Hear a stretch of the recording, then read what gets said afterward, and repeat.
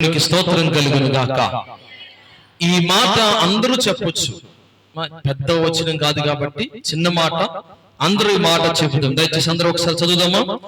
అతడు తన ముఖము గోడ తట్టు త్రిప్పుకొని. ఎంతమంది చెప్పారు? ఒకసారి చేయి పైకి దేవునికి స్తోత్రం చెప్పండి.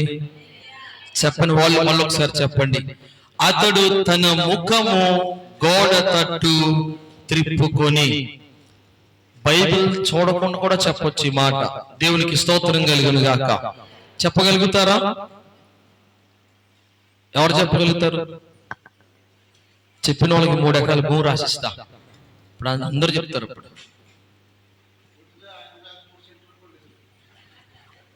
చెప్పండి ఒకసారి, అందరూ కూడా చెప్తాం. అతడు తన ముఖము గోడ తట్టు త్రిప్పుకొని. దేవునికి స్తోత్రం కలుగును గాక. హల్లెలూయా. ఈ వాక్య భాగంలో నుంచి ఉదయ కాలం ముందు కొన్ని శ్రేష్టమైన మాటలు మనము ధ్యానం చేసుకుందాం. దేవునికి స్తోత్రం కలుగును గాక.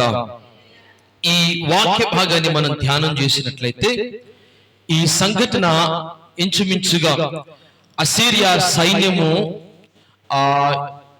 ఈ రాజ్యాన్ని దాడి చేయడానికి ముందు జరిగిన సంఘటనగా భావిస్తారు. ఇంచుమించుగా క్రీస్తు పూర్వం 701వ సంవత్సరంలో ఈ సంఘటన జరిగినట్లుగా మనకు చరిత్ర చాలా స్పష్టంగా తెలియపరుస్తూ ఉంది. అయితే ఇదే మాట మనం చూస్తే 12వ వచన భాగంలో 12వ వచనం చదివితే ఒకసారి మీకు అర్థమవుతుంది. బబులోను రాజును బలదాను కుమారుడనైన బెరోబదలదాను హిజ్కియా రోగి అయి ఉండిన సంగతి విని పత్రికలను కానుకను అతని యొద్దకు పంపగా. ఈ వాక్య భాగాన్ని మనం చూస్తే ఇది క్రీస్తు పూర్వం 701వ సంవత్సర కాలంలో అసీరియా సైన్యము హిజ్కియా రాజ్యం, హిజ్కియా ఉన్న టైంలో, అంటే హిజ్కియా రాజుగా ఉన్న సమయంలో ఈ అసీరియా వాళ్ళు హిజ్కియా సామ్రాజ్యాన్ని ఏమంటారు, వారితో యుద్ధం చేయక ముందు ఇంచుమించుగా 2 సంవత్సరాల ముందు జరిగిన సంఘటనగా దీన్ని భావిస్తూ ఉంటారు. చరిత్ర మనకు ఈ విషయాలు తెలియపరుస్తుంది. అయితే ఇక్కడ విషయాన్ని జ్ఞాపకం చేసుకుంటే మనందరికీ తెలిసిన రీతిగా 20వ అధ్యాయం 1వ వచనంలో అక్కడ మాట రాయబడింది ఏంటంటే, హిజ్కియాకు మరణకరమైన రోగము కలుగగా అని ఒక వాక్య భాగం మనకు చాలా స్పష్టంగా తెలియపరిచింది. ఈ మాట మనం జ్ఞాపకం చేసుకుంటే వాక్యమే చాలా స్పష్టంగా తెలియపరిచింది. ఏంటి ఆ మాట అంటే, మరణకరమైన రోగము అంటే there is no chance of survival, బ్రతికే అవకాశము లేని రోగము చేత హిజ్కియా బంధించబడ్డాడు. ఈ మాట ఎవరు పలికారు అంటే, ఎవరు చెప్పారమ్మా? స్వయాన యెషయా ప్రవక్త వచ్చి ఈ మాట హిజ్కియా రాజుకు తెలిపినట్లుగా మనం చూస్తూ ఉన్నాం. ఈ విషయాన్ని మనం జ్ఞాపకం చేసుకుంటే హిజ్కియా జీవించిన కాలంలో యెషయా ప్రవక్త వచ్చి తనకు జరగబోయే విషయాన్నంతా కూడా చాలా స్పష్టంగా తెలియపరిచాడు. అయితే ఈ మాట తెలిసిన వెంటనే, ఈ సందేశం విన్న వెంటనే హిజ్కియా తన మదిలో చాలా ఆలోచనలు కలిగాయి. ఏంటి ఆలోచనలు అంటే, నేను చేయవలసిన పనులు ఇంకా చాలా ఉన్నాయి, దేవుని కొరకు ఇంకా అనేకమైన పనులు చేద్దాం అనుకున్నాను, వీటిలో ఏది కూడా చేయలేకపోయాను, లేదా తన రాజ్యాన్ని చాలా జాగ్రత్తగా చూసుకుందాం అనుకున్నాను, దాన్ని కూడా చేయలేకపోయాను, అసలు ఏం చేయాలి, ఎలా సిద్ధపడాలి అని, అంటే ఏ విధంగా తన అనుకున్న పనులన్నీ కూడా చేయాలి అన్న ఆలోచన తనలో మెదులుతూ ఉంది. అయితే హిజ్కియా రాజుకు యెషయా ప్రవక్త పలికిన మాట ఏంటంటే, ఏం చెప్పాడు తెలుసా? నీవు అనుకున్న కోరికలు కానివచ్చు, నీ ఆలోచనలన్నిటి గురించి ఆలోచించాల్సిన సమయము కాదు ఇది. నువ్వేం చేయాలి తెలుసా? నీవు చనిపోవడానికి సిద్ధపడవలసిన సమయమని యెషయా ప్రవక్త హిజ్కియా రాజుకు తెలియపరిచాడు. ఇది చరిత్రగా మనం చూడవచ్చు. ఈ వృత్తాంతమంతా జరిగిన తరువాత జరిగిన నెక్స్ట్ సంఘటన ఏంటంటే మనం చదువుకున్న మాట, అతడు తన ముఖము గోడ త్రట్టు త్రిప్పుకొనెను. దేవునికి స్తోత్రం కలుగును గాక. ఈ మాటలు వింటున్న మనందరం కూడా ఈ విషయాన్ని జ్ఞాపకం చేసుకోవాలి. ఈ వాక్య భాగంలో నుంచి దేవాది దేవుడు మనతో మాట్లాడబోతున్న ప్రతి మాటలు మనము జాగ్రత్తగా వినవలసిందిగా మీకు ప్రేమతో మనవి చేస్తున్నాను. దేవునికి స్తోత్రం కలుగును గాక. హల్లెలూయా. ఈ మాటలు జ్ఞాపకం చేసుకుంటే, హిజ్కియా రాజు తను చేసినటువంటి మొట్టమొదటి పని ఏంటంటే తన ముఖము గోడ వైపు త్రిప్పుకొని వాక్య భాగము తెలియపరుస్తుంది. ఇక్కడ చూస్తే కనుక ఈ వాక్య భాగాన్ని చాలా జాగ్రత్తగా మనం చదివితే, 1-2 సార్లు గనక మనం చదవగలిగితే అక్కడ మనం అర్థం చేసుకోవాల్సిన విషయం ఏంటో తెలుసండి. ఈ గోడ మనిషి యొక్క పరిమితికి చిహ్నంగా మనకు కనిపిస్తుంది. దేనికి కనిపిస్తుందంటే మనిషి యొక్క పరిమితికి చిహ్నంగా కనిపిస్తుంది. ఎందుకు అంటే హిజ్కియా రాజు తను ఆ న్యూస్ ఏదైతే వార్త విన్నాడో, ఆ వార్త విన్న వెంటనే చేసిన మొదటి పని అంటే గోడ వైపు తన ముఖాన్ని తిప్పుకున్నట్లుగా మనం చూస్తున్నాం. అయితే ఈ విషయాన్ని అర్థం చేసుకుంటే, ఈ గోడ అనగా తన జీవితం ముందుకు వెళ్ళలేని పరిస్థితిగా కనిపిస్తుంది. కారణం ఏంటంటే ఇతను ఒక రాజు, పలికితే ఏదైనా చేయగలడు. తన సైన్యం తనకు అండగా ఉంటుంది, తన రాజ్యము తనకు అండగా నిలబడుతుంది. తను ఏది శాసిస్తే అది తన రాజ్యంలో జరిగే అవకాశం ఉంది. కానీ ఇక్కడ జ్ఞాపకం చేసుకుంటే ఈ గోడ హిజ్కియా రాజుకి ఏమి సెలవిస్తుంది తెలుసండి, అది తన పరిమితికి చిహ్నంగా మనకు కనిపిస్తుంది. కారణం ఏంటంటే it is a dead line for him. అది ఒక ఏమంటారు ఆఖరి మెట్టుగా మనకు కనిపిస్తుంది. కారణం ఏంటంటే తను అది దాటి వెళ్ళలేని పరిస్థితి. కారణం ఏంటంటే మరణకరమైన రోగము తనలో ఉన్నది. ఇప్పుడు దాని నుంచి బయటపడే అవకాశము లేదు, దాని నుంచి తప్పించుకునే అవకాశము లేదు. ఈ గోడ తనకు పరిమితిగా కనిపిస్తుంది. అంటే తను ముందుకు వెళ్ళలేని పరిస్థితి.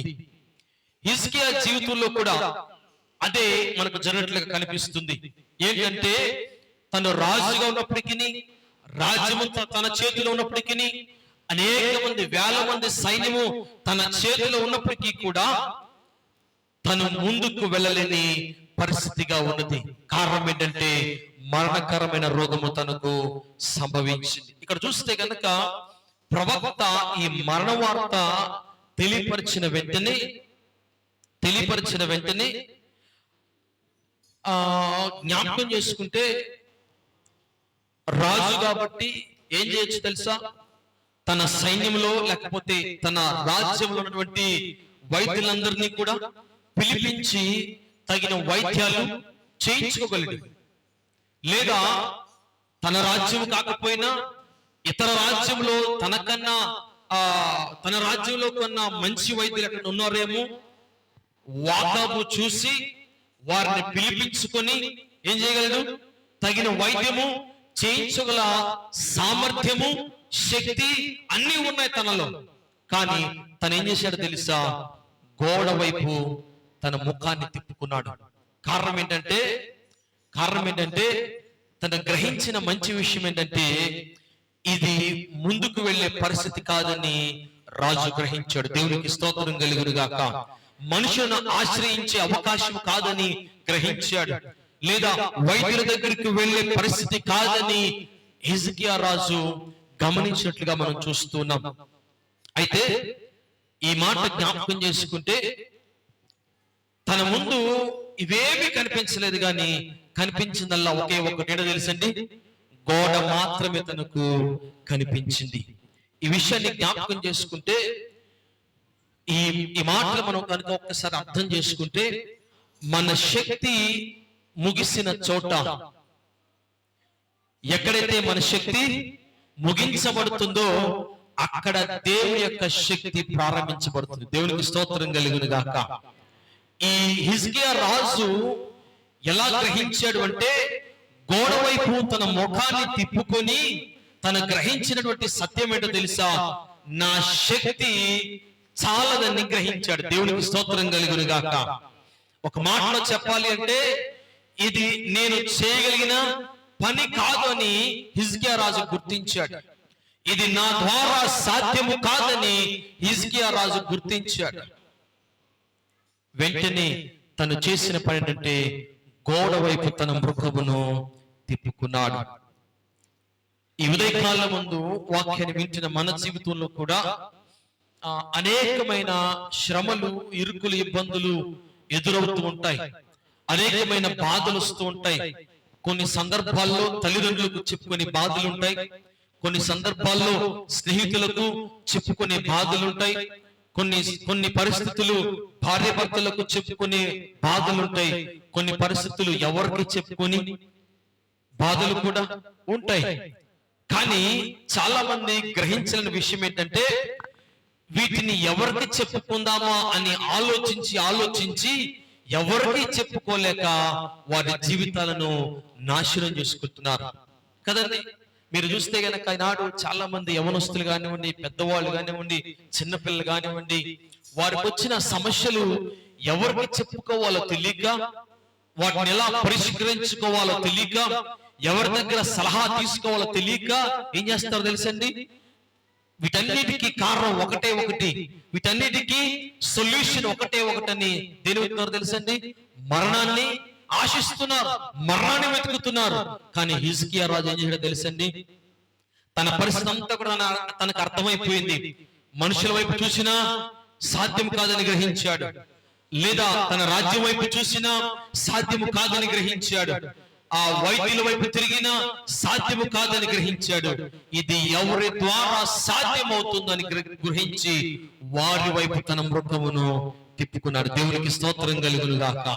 ఈనాడు మనం కూడా చాలా సందర్భాల్లో మన బాధలు ఎవరైతే తీర్చగలరో, మన సమస్యలు ఎవరైతే తీర్చగలరో వారికి చెప్పటం లేదు. కానీ ఎవరైతే మన సమస్యలు ఇంకా పెద్దవి చేయగలరో, మన బాధలు ఇంకా రెట్టింపు చేయగలరో వారికి వెళ్ళి చెప్పుకొని ఆ ప్రజల చేత నిందలు, అవమానాలు భరించి వీటిని భరించలేక, వీటిని జయించలేక మరణం వైపు తిరుగుతున్నారు ఈనాడు చాలా మంది. చూడండి, మీ అందరికీ నేను చాలా సార్లు చెప్తుంటాను, మన కళ్ళ ముందు ఎవరైనా పడిపోయారు అనుకోండి, ముందు మనం ఏం చేస్తారు?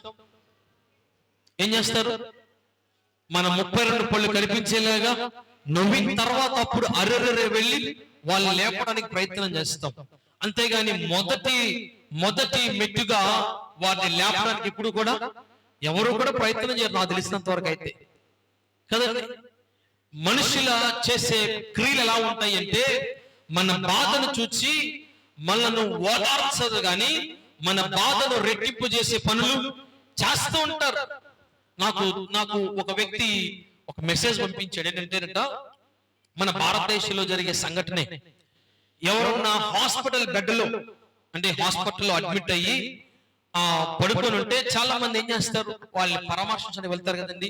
అంటే ఫ్రూట్స్ లేకపోతే జ్యూస్ ఏదో ఒకటి తీసుకెళ్తారు కదా. వెళ్ళినప్పుడు వీళ్ళు మాట్లాడే తెలుసండి, త్వరగా నయమయ్యి ఇంటికి రావాలని అందరూ కోరుకుంటారు. వీళ్ళు అనుకుంటారు, కాదనట్లేదు. కానీ వీళ్ళు వీటికంటే ముందు ఏం చెప్తారు తెలుసా? మా సొంత బాబాయ్ వాళ్ళ కొడుకు కూడా ఇలాగే రోగం వచ్చి 6 రోజులు హాస్పిటల్ చచ్చిపోయాడు అంటారు. ఒక రకంగా ఏం చేస్తారు తెలుసా? బెడ్ మీద ఉన్న వాడికి అంటే స్లోగా ఇంజెక్ట్ చేస్తుంటారు. ఏంటో తెలుసా? రే నువ్వు బ్రతికే అవకాశం లేదు, ఇక నువ్వు చనిపోవటమే అని చేస్తుంటారు సలహాలు. మీరు ఎప్పుడు చూసుంటారా? మీరు కూడా చాలా మంది చెప్పుకుంటారు. ఎవరికన్నా బాగపోతే ఏమైందని అడగరు. మా బంధువుల్లో ఒకరికి ఇలాగే రోగం వచ్చింది, మా స్నేహితులు ఇలాగే ఒకరు ఇలాంటి జ్వరమే వచ్చి అప్పుడు దాకా బాగానే ఉన్నాడు, కానీ ఒక్కసారి నీరసమైపోయి ప్లేట్లెట్ పడిపోయి రక్తమంతా ఏమైపోయింది, మొక్కలైపోయి హాస్పిటల్లో పెడితే 10 లక్షలు ఖర్చు అయ్యేదాకా మనిషి బ్రతకలేదని చెప్తారు. పాపం వీడికి వచ్చిందేమో నార్మల్ జ్వరమే, కానీ వీళ్ళు ఎక్కడ తీసుకెళ్లారు తెలుసా? హాస్పిటల్లో 10 లక్షల బిల్లు వరకు తీసుకెళ్తారు. మనుషులు చేసే క్రియలు ఎలా ఉంటాయంటే, మన పరిస్థితులను బట్టి మనకు సలహాలు లేకపోతే మనల్ని ఓదార్చరు గాని మనకున్న బాధను రెట్టింపు చేస్తారు. హిజ్కియా రాజు కూడా అనుకున్నాడు, అయ్యో నేను గనక నా రాజ్యం వైపు తిరిగితే నా ప్రజలందరూ కూడా నన్ను ఏం చేస్తారు? హేళన చేస్తారు. నా సైన్యం నన్ను చూసి నవ్వుతుందేమోనని తను ఎటు తిరగకుండా ఎటు తిరిగాడండి? గోడ తట్టు తన మృగాన్ని త్రిప్పుకున్నాడు. దేవునికి స్తోత్రం కలుగును గాక. కారణం ఏంటంటే తెలుసా? ఎటోడు తిరగొచ్చు. ఒకవైపు రాజ్యం ఉంది, ఒకవైపు సైన్యం ఉంది, మరొక వైపు వైద్యులు ఉన్నారు. వీరెవ్వరి వైపు తిరగకుండా గోడ వైపు మాత్రమే తన ముఖాన్ని త్రిప్పుకున్నాడు. ఈ విషయాన్ని మనం జ్ఞాపకం చేసుకుంటే కనుక ఏం చెప్తుంది తెలుసండి? వాక్యం ఏం చెప్తుంది తెలుసా? హిజ్కియా గోడ వైపు తిరగడానికి వాక్యం ఏం చెప్తుందంటే, ఒక మాటలో చెప్పాలి అంటే తన హృదయాన్ని ఎవరి వైపు తిప్పాడు? దేవుని వైపు తిప్పాడు. దేవునికి స్తోత్రం కలుగును గాక. మనుషుల వైపు తిప్పలా, లేదా డాక్టర్స్ వైపు తన హృదయాన్ని తిప్పలేదు, తన రాజ్యం వైపు తన హృదయాన్ని తిప్పలేదు, తన సైన్యం వైపు తను తిరగలేదు. కానీ తన హృదయాన్ని ఎవరి వైపు తిప్పాడు అంటే దేవుని వైపు తిప్పాడు. దేవునికి స్తోత్రం కలుగును గాక. ఈ విషయాన్ని జ్ఞాపకం చేసుకుంటే, సమస్య వచ్చినప్పుడు మనం చేసే పనులు ఏంటంటే, అది ఒకవేళ ధన సహాయం అనుకోండి, ఎవరి దగ్గర మనకు ధన సహాయం అందుతుందో వాటిని ఆశ్రయిస్తాం. లేకపోతే ఏదైనా రోగాలకు సంబంధించిన సమస్య అనుకోండి, ఏ డాక్టర్ దగ్గరికి వెళ్తే పరిష్కారం అవుతుందో ఆ హాస్పిటల్ వెళ్ళడానికి ప్రయత్నాలు చేస్తూ ఉంటాం. దేని సమస్య వచ్చినప్పుడు అది ఎక్కడ మనకు సమస్య పరిష్కరించబడుతుందో అక్కడికి మనం పరిగెడుతూ ఉంటాం. కానీ చాలా సందర్భాలలో అనేకమైన సమస్యలు, పరిష్కారం లేని సమస్యలు మనలోకి వచ్చినప్పుడు మనము ఎవరి వైపు తిరగాలో, ఎవరిని ఆశ్రయించాలో, ఎవరికి చెప్పుకోవాలో తెలియక మనలో మనమే చాలా సతమతమైపోతూ ఉంటాం. మనలో మనమే ఎంతగానో బాధపడిపోతూ ఉంటాం. మనలో మనమే ఎంతగానో నలిగిపోతూ ఉంటాం. కానీ ఆ సందర్భంలో మనం గనుక మన హృదయము దేవుని వైపు త్రిప్పగలిగితే, మన దృష్టిని ఆయన వైపు కేంద్రీకరించగలిగితే, మన కను దృష్టిని ఆయన వైపు చూడగలిగితే మన ప్రతి సమస్యకు దేవుడు పరిష్కారం ఇస్తాడు. దేవునికి స్తోత్రం కలుగును గాక. అది చాలా మంది అనుకుంటారు. ఉదాహరణకి చదివే విద్యార్థులు ఉన్నారు, ఉద్యోగం చేసేవారు ఉన్నారు, వ్యాపారం చేసేవారు ఉన్నారు, లేదా ఇంకేమైనా పనులు చేసి ఉన్నారు. ప్రతి ఒక్కరికి ఏదో ఒక సందర్భంలో ఏదో ఒక చోట సమస్య అనేది తలెత్తుతూనే ఉంటుంది. ఒక రోజు బాగున్నా మరొక రోజు ఏదో ఒక సమస్య వస్తూనే ఉంటుంది. సమస్యలు లేని చోట అనేది ఎక్కడ కూడా లేదు. ఏ సెక్టార్ లో చూసినా, గవర్నమెంట్ సెక్టార్ లో చూసినా, ప్రైవేట్ సెక్టార్ లో చూసినా, లేకపోతే ఎటువైపు చూసినా, ఉద్యోగంలో చూసినా, వ్యాపారంలో చూసినా, ఎటు చూసినా సరే ఏదో ఒక చోట మనకు సమస్యలు అనేవి తలెత్తుతూనే ఉంటాయి. అవి కొన్ని సందర్భాల్లో మనగా పరిష్కరించుకునే అవకాశం ఉంటుంది. మరికొన్ని సమస్యలు మన ద్వారా పరిష్కరించలేని రీతులు కూడా ఉంటాయి. అలాంటి సమస్యలు వచ్చినప్పుడు మనం ఏం చేయాలో తెలుసండి? మన దృష్టిని ప్రభు వైపు మలచాలి. మన దృష్టిని ప్రభు వైపు మలిచేవారిగా ఉండాలి. కారణం ఏంటంటే, మనుషులు ఆశ్రయించిన ద్వారా వాటికి పరిష్కారం రాదు. అధికారులు ఆశ్రయించిన ద్వారా వాటికి పరిష్కారం దొరకకపోవచ్చు. మరే ఇతర వైపు తిరిగినా వాటికి పరిష్కారం దొరకకపోవచ్చు. కానీ దానిని పరిష్కరించగలిగిన వాడు ఒకడున్నాడు. దేవునికి స్తోత్రం కలుగును గాక. మన ప్రశ్నకు సమాధానం ఇవ్వగలిగిన వాడు, మన ప్రశ్నకు జవాబులు ఇవ్వగలిగిన వాడు, మన ఇబ్బందులను తీర్చగలిగిన వాడు, మనకున్న కష్టాల నుంచి విడిపించగలిగిన వాడు ఒకడున్నాడు. ఆయనే ప్రభు అయిన క్రీస్తు. ఆయన వైపు మన దృష్టిని మలచే వారిగా ఉండాలి. హిజ్కియా రాజు కూడా అదే చేశాడు. తన స్థితి తనకు అర్థమైపోయింది. ఎందుకంటే ఎవరిని ఆశ్రయించినా బ్రతకడని గుర్తించాడు హిజ్కియా రాజు. అందుకని గోడ వైపు తన ముఖమును త్రిప్పుకున్నాడు. తన హృదయాన్ని దేవుని వైపు కేంద్రీకరించాడు. చూస్తే ఇక్కడ మనం జ్ఞాపకం చేసుకుంటే, ఎప్పుడైతే తనకు సమస్య వచ్చిందో ఈ సమస్య నుండి దేవుని వైపు తన తన దృష్టిని కేంద్రీకరించాడు. మనుషుల నుండి తన దృష్టిని దేవుని వైపు మలిచాడు. భయం నుంచి విశ్వాసం వైపు తన దృష్టిని మళ్లించాడు హిజ్కియా రాజు. అయితే ఇక్కడ జ్ఞాపకం చేసుకుంటే, ఈ మాటలు మనం జ్ఞాపకం చేసుకుంటే గనక,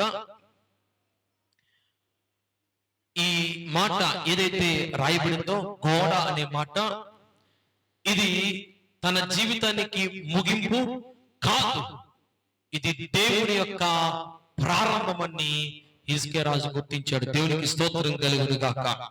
కారణం ఏంటంటే, ఎప్పుడైతే ఈ రోగము తనలోకి వచ్చిందో, లేదా ఆ రోగము చేత బాధించబడ్డాడో,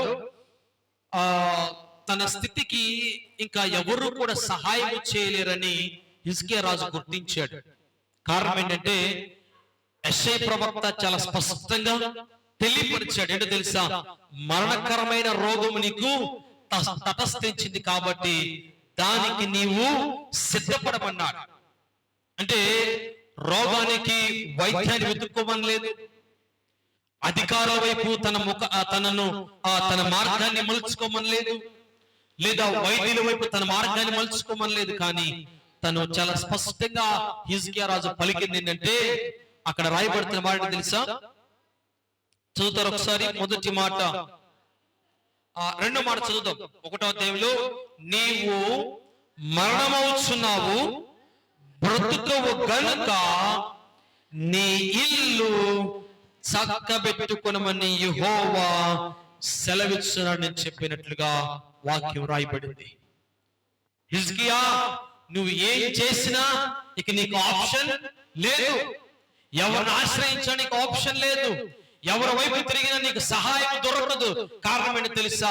యెహోవాయే సెలవిచ్చాడు, నీ ఇల్లు చక్కబెట్టుకో. యెహోవాయే ఆజ్ఞ ఇచ్చాడు. ఇక నీవు ఎవరి వైపు చూసినా, ఎవరి వైపు పరిగెత్తినా నీకు సహాయం ఎచ్చట నుండి కూడా రాదు. కాబట్టి నిన్ను నీవు సిద్ధపరచుకోమని యెషయా ప్రవక్త పలికాడు. అయితే ఒక విషయాన్ని జ్ఞాపకం చేసుకుంటే, హిజ్కియా రాజు చేసినటువంటి పని చాలా అద్భుతమైన పనిగా మనం జ్ఞాపకం చేసుకోవచ్చు. ఎందుకో తెలుసండి? కారణం ఏంటంటే, తన స్థితి అర్థమైపోయినప్పుడు ఇంకెవ్వరి వైపు తిరిగినా టైం వేస్ట్ అని హిజ్కియా రాజుకి అర్థమైపోయింది. వైద్యుల వైపు తిరిగిన అనవసరం, రాజ్యం వైపు తిరిగిన అనవసరం, ప్రజల దగ్గర తిరిగిన అనవసరం, ఎటు చూచినా సహాయం నాకు దొరకదని హిజ్కియా రాజు గుర్తించి ఎవరి వైపు తిరిగితే సమస్యలు పరిష్కరించబడతాయి అనుకున్నాడు, ఎవరి వైపు తిరిగితే తన స్థితి మరలా వస్తుందని గుర్తించాడో ఆయన వైపే తన ముఖమును త్రిప్పుకున్నాడు. దేవునికి స్తోత్రం కలుగును గాక. ఈ గోడను చూశారు. ఈ గోడ తన యొక్క జీవితానికి ముగింపు కాదు, దేవుని ద్వారా ఏమవుతుందో తెలుసండి, ఒక ప్రారంభముగా హిజ్కియా రాజు గుర్తించాడు. దేవునికి స్తోత్రం కలుగును గాక. ఈనాడు నీవు నేను కూడా మన జీవితంలో తటస్థించే ఏ సమస్య అయినా కానివ్వండి, అది మన జీవితానికి ముగింపు కాదని ఈ ఉదయకాలంలో దేవుడు మనకు తెలియపరుస్తున్నాడు. సమస్యలు ఉండొచ్చు, కాదంటలేదు. ఇరుకులు ఉండొచ్చు, కాదంటలేదు. ఇబ్బందులు ఉండొచ్చు, కాదంటలేదు. ఇవేవి కూడా మన జీవితానికి ముగింపు కాదు. ఇది దేవుని యొక్క పనికి ప్రారంభం మాత్రమే. దేవునికి స్తోత్రం కలుగును గాక. ఆయన తన పని జరిగించడానికి ఇది ఒక ప్రారంభంగా మనం గుర్తించాలి. హిజ్కియా రాజు గుర్తించాడు. ఇక్కడ జ్ఞాపకం చేసుకుంటే, హిజ్కియా రాజు అలా తిరిగి దేవుని వైపు తిరిగి అక్కడ చూస్తే గనక ఒక మంచి మాట పలికాడు. ఏంటో తెలుసండి? నా స్థితిని బట్టి కాదు, కృపతో నన్ను జ్ఞాపకమునకు తెచ్చుకొనమని ప్రార్థించినట్లుగా మనం చూస్తూ ఉన్నాం. దేవుని సంఘమా, ఈ మాటలు వింటున్న మనం ఒకసారి జ్ఞాపకం చేసుకోవాలి. ఇక్కడ చూస్తే ఇశ్రాయేలు ప్రజలు ప్రయాణమై వస్తున్నప్పుడు వారికి ఒక గోడ ఎదురైంది. ఏంటో గోడ తెలిసింది? ఎర్ర సముద్రం అనే గోడ. వారు దాన్ని చూసి భయపడిపోయారు కదండి, భయపడిపోయారు. అయ్యో, ముందు చూస్తే ఏముంది? సముద్రం ఉంది, వెనుకకు చూస్తే సైన్యం ఉంది, ఇటు వెళ్ళాలో తెలియట్లేదు.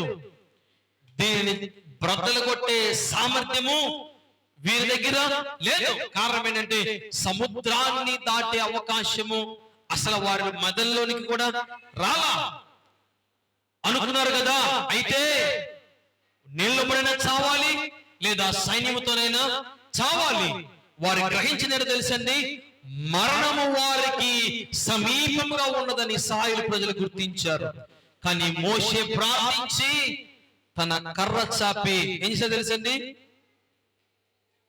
సముద్రం మీద ఒక్క దెబ్బ వేయగా సముద్రము ఆరిన నేలగా దేవుడు చేశాడు. దేవునికి స్తోత్రం కలుగును గాక. ఏ గోడైతే సాధ్యము కాదో, పగలగొట్టడానికి సాధ్యము కాదనుకున్నారో, ఏ గోడ వారికి అడ్డంకుగా ఉందో అదే గోడను మార్గంగా మలిచాడు. ఇశ్రాయేలు ప్రజలు అవతలకు వెళ్లే అవకాశాన్ని దేవుడు వారికి అనుగ్రహించాడు. దేవునికి స్తోత్రం కలుగును గాక. జ్ఞాపకం చేసుకునే దేవుని సంగమా, అది ఏ గోడైనా సరే దాన్ని మార్గముగా ఏం చేశాడు దేవుడు? వారికి మార్గముగా మలిచాడు. అంత మాత్రమే కాదు, కానీ లాజరు సమాధిలో ఉన్నప్పుడు ఆ సమాధి అతనికి ఎలా ఉంది? గోడగానే ఉంది. ప్రజలందరూ కూడా చూసి అనుకున్నారు కదా, లాజరు ఎన్ని దినాలైందండి మరణించి? 4 దినాలు అవుతుంది. ఈ వృత్తాంతం వచ్చేసరికి చాలా మంది అంటే బైబిల్ కాలేజ్లో ఉన్నప్పుడు అందరూ క్రైస్తవులే రారు. కొంతమంది క్రీస్తుని తెలుసుకున్న వారు వస్తారు, కొంతమంది అసలు ఆయన అంటే ఎవరో తెలుసుకోవాలని కూడా చాలా మంది వస్తారు.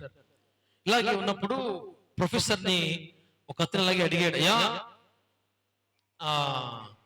యేసు ప్రభు వారు చాలా అద్భుతాలు చేశారు కదా, యేసు ప్రభు వారు చాలా ఆశ్చర్య కార్యాలు చేశారు కదా, అయితే మా కమ్యూనిటీలో మేము భావించేది ఏంటంటే ఈ యేసు ప్రభు వారు చనిపోయిన వారిని లేపుతారనేది అది సాధ్యము కానిది పని. ఎందుకంటే మెడికల్ గా ఎవరు కూడా ప్రూవ్ చేయలేకపోయారు. ఎందుకంటే మరణించిన వారిని తిరిగి లేపడం అనేది అసాధ్యం. ఏది చేసినా ఏమంటారు, ఎన్ని ట్రాన్స్ప్లాంట్ చేసినా కానీ అయ్యే పని కాదు. ఒకవేళ చనిపోయిన వ్యక్తికి గుండె మారిస్తే బ్రతుకుతాడా? బ్రతుకుతాడా? అవకాశం ఉందా? లేదు. సో మెడికల్ గా ప్రూవ్ అయింది కాబట్టి ఇది ఎలా సాధ్యం అవుతుంది అన్నప్పుడు యేసు ప్రభు వారు ఆయన చేసిన సూచక్రియల్లో 3 సార్లు చనిపోయిన వారిని లేపారా లేదా? మృతి చెందిన వారిని 3 లేపెట్టుగా మనం చూస్తున్నాం. అందులో మొదటిది ఎవరో తెలుసండి? ఒక విధవరాలి కుమారు. దానికన్నా ముందు ఇంకొకరు ఉన్నారు. ఎవరమ్మా? యాయీరు కుమార్తె ఎక్కడుంది? ఇంటి దగ్గర ఉంది. వాళ్ళ అమ్మ ఎక్కడుంది? ఎక్కడికి వచ్చింది? యేసు ప్రభువు దగ్గరికి వచ్చి, నా కుమార్తె ఏమైపోయింది అమ్మా? ఎవరు చెప్పాలి? ఎవరు? ప్రధాన యాజకుని యొక్క కుమార్తె కదండి. తను వచ్చి ఏం చెప్పాడంటే, అయ్యా మా కుమార్తె బలహీనంగా ఉంది, రోగముతో ఉంది, నువ్వేం చేయాలి? తనను రోగం నుంచి నయం చేయాలన్నప్పుడు యేసు ప్రభు వారు సరే అని చెప్పారు. ఇదంతా బాగానే ఉంది. బయలుదేరినప్పుడు ఇంటి దగ్గర నుంచి వార్త వచ్చింది, పరిగెత్తుకుని వచ్చి, అయ్యా బోధకుని నీవు శ్రమ పెట్టవద్దు, కారణం ఏంటో తెలుసా? నీ కుమార్తె చనిపోయింది. ఆయన యేసు ప్రభు వారు వెనకకు తిరగలేదు. తనతో పాటు తన గృహానికి వెళ్ళి ఏం చెప్పాడు తెలుసండి? అక్కడికి వెళ్ళి ఆయన ఒక మంచి మాట చెప్పాడు. ఏంటమ్మా మాట? అమ్మా, ఆమె చనిపోలేదు, నిద్రించున్నది. ఈ మాట చెప్తే చుట్టుపక్కల అందరికీ నవ్వొచ్చింది, కోపం చేసినారు కూడా. కారణం ఏంటంటే అక్కడ ఉన్న వారందరూ కూడా కన్ఫర్మ్ చేశారు. ఏంటా కన్ఫర్మేషన్ అంటే తను మరణించింది అని. కానీ యేసు ప్రభు వారు ఏం చెప్పారు తెలుసా? ఆమె మరణించలేదు, కానీ నిద్రించున్నదని చెప్పినప్పుడు వాళ్ళకి చాలా ఆశ్చర్యం వేసింది, చాలా నవ్వుకున్నారు కూడా.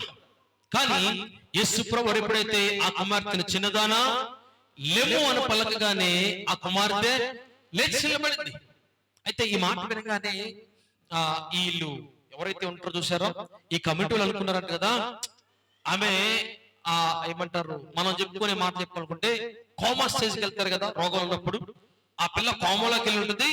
యేసు ప్రభువు ఒక్కసారి పిలవగానే ఆ మాట బ్రెయిన్ కనెక్ట్ అయ్యి వెంటనే లేచి కూర్చుంది అని చెప్పుకుంటారు. రెండోసారి చూస్తే గనక విధవరాలి కుమార్తెను ఆల్మోస్ట్ చనిపోయి ఎక్కడికి వెళ్తున్నారు, సమాధి తోటకు తీసుకుని వెళ్తున్నారు. అక్కడ కూడా యేసు ప్రభువు ఏం చేశారు తెలుసండి, ఆ కుమారుణ్ణి ముట్టగా ఏమైపోయాడు, లేచి నుంచినట్లు కూడా వాక్యం చెప్తుంది. ఈ మాట కూడా చెప్పేసరికి కొంతమంది ఏమంటారంటే అక్కడేమో కోమాలో ఉన్నవాడిని, ఆ కోమాలో ఉన్న ఆ చిన్న కుమార్తెని మాట చెప్పగానే ఆమె లేచి కూర్చుంది. ఇక్కడేమో ఏదో సిపి అంటారు తెలుసా మీకు అమ్మ, ఏం చేస్తారు,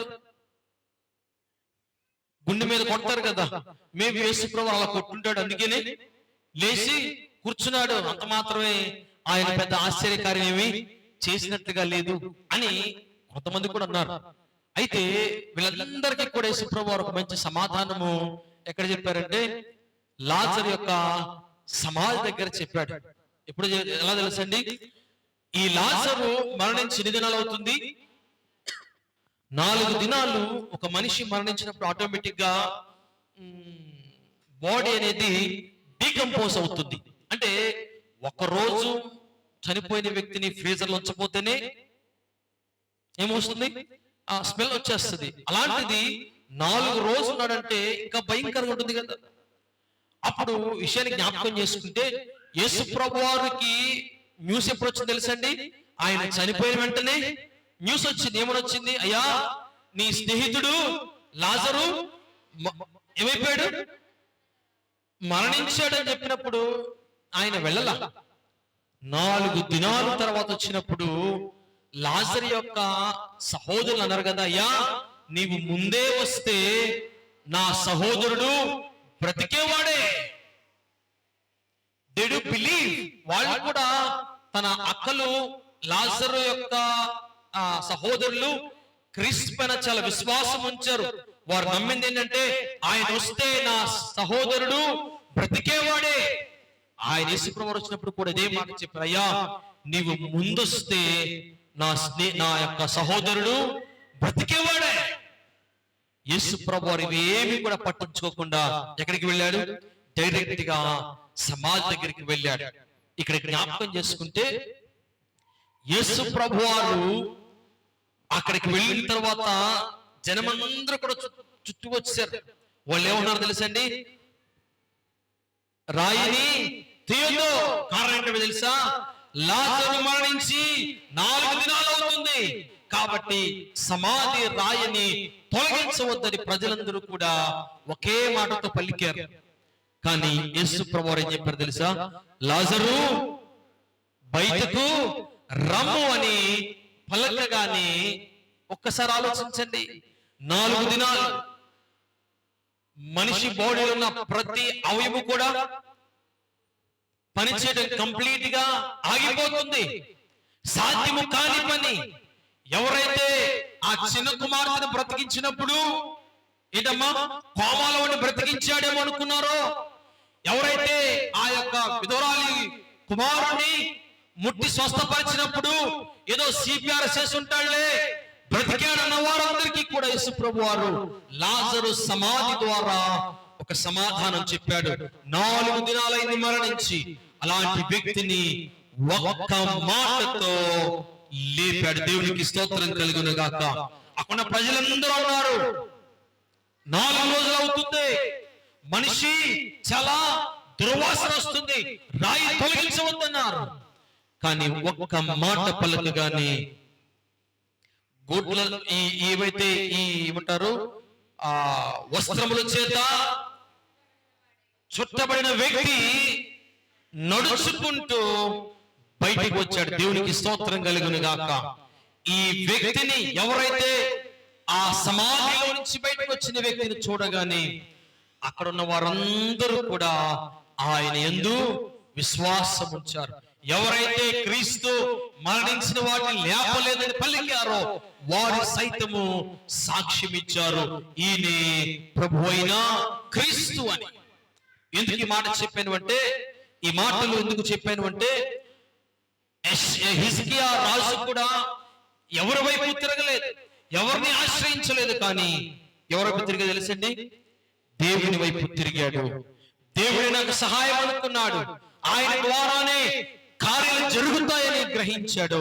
అందుకనే తన ముఖమును గోడ వైపు తిప్పుకున్నాడు. దేవునికి స్తోత్రం కలుగును గాక.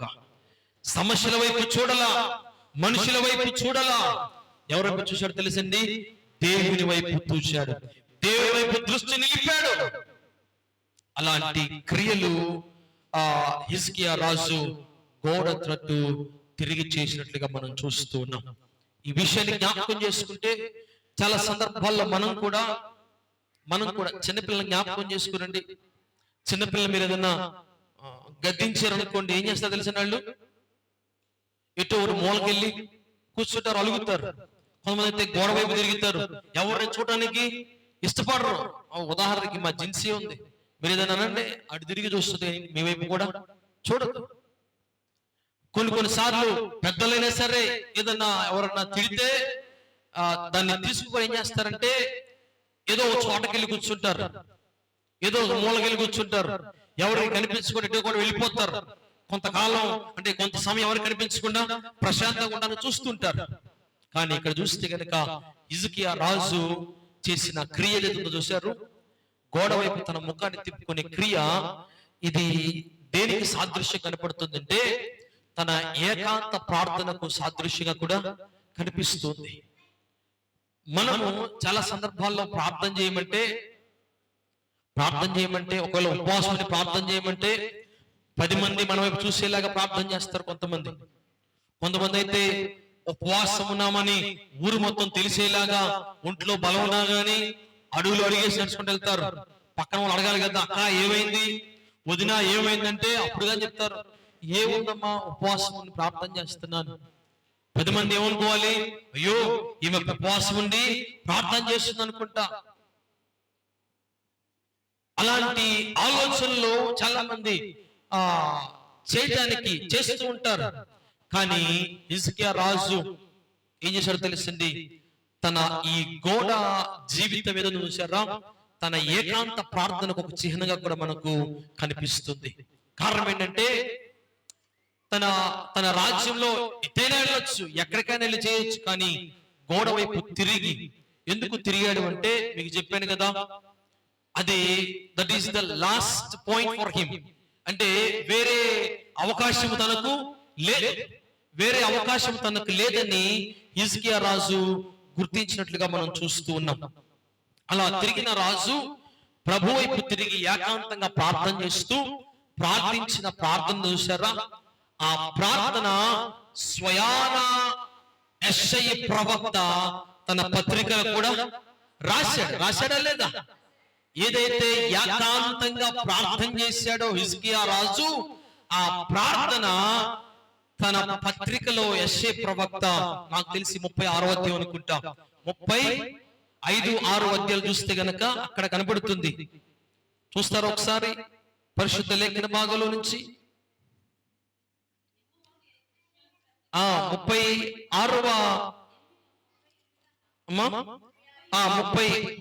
చూస్తే తన జీవితం అంతా కనపడుతుంది. ఈ ఉద్దేశం అయితే మనం చూస్తే గనక 38లో మనకు చాలా స్పష్టంగా కనపడుతుంది. 38వ అధ్యాయంలో ఒకటి చదవవసరం లేదు, కానీ ఈ 1 నుంచి ఇంచుమించుగా 4-5 అధ్యాయాలని వచనాలని కూడా మనం చదివితే తను ఏదైతే ప్రార్థన చేశాడో ఆ ప్రార్థన అంతా కూడా యెషయా ప్రవక్త తన యొక్క పత్రికలో రాసినట్లుగా మనం చూస్తున్నాం.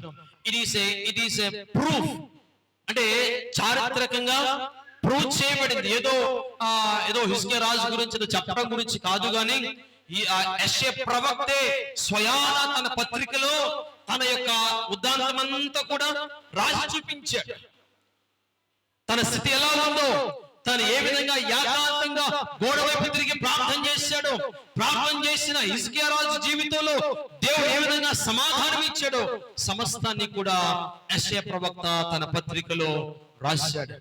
అదే 30వ అధ్యాయం మీరు చదివితే గనక అదే యెషయా ప్రవక్త ఏ మాట అయితే పల్లికి వెనుకకు తిరిగాడో మరలా వెనుకకు తిరిగి హిజ్కియా రాజు దగ్గరికి వచ్చి చెప్తున్నాడు కదా, మరలా 17 సంవత్సరాలు ఆయుష్ను నీకు దేవుడు పొడిగించాడని అదే ప్రవక్త వచ్చి తనతో పలికాడు. దేవునికి స్తోత్రం కలుగును గాక. ఇది ఎలా సాధ్యమో తెలుసండి? ఒక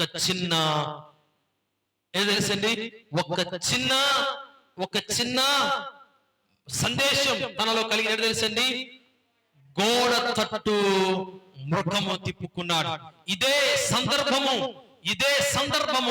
తన జీవితాన్ని మార్చివేసింది. ఇదే సందర్భం తన రోగాన్ని బాగు చేసింది. ఇదే సందర్భం తన ఆయుష్ కాలాన్ని పొడిగించింది. దేవునికి స్తోత్రం కలుగును గాక. ఈనాడు వాక్యం వింటున్న నీవు నేను కూడా చాలా సందర్భాలు మనం అనుకుంటాం కదా, ఏదో ఒకటి చేసి ఈ సమస్యల నుంచి బయటకు రావాలని ప్రయత్నం చేస్తాం. ఏదో ఒకటి చేసి ఈ రోగాల నుంచి బయటకు రావాలని ప్రయత్నం చేస్తూ ఉంటాం. ఒక డాక్టర్ కాకపోతే మరొక డాక్టర్ దగ్గరికి వెళ్తాం. ఈ వైద్యుడి కాకపోతే మరొక వైద్యుడి దగ్గరికి వెళ్తాం. ఈ హాస్పిటల్ కాకపోతే మరొక హాస్పిటల్ దగ్గరికి వెళ్తాం. ఎంత దూరం వెళ్ళినా గానీ వైద్యులు ఏం చేస్తారో తెలుసా? మన దగ్గర డబ్బులు తీసుకుంటారే తప్ప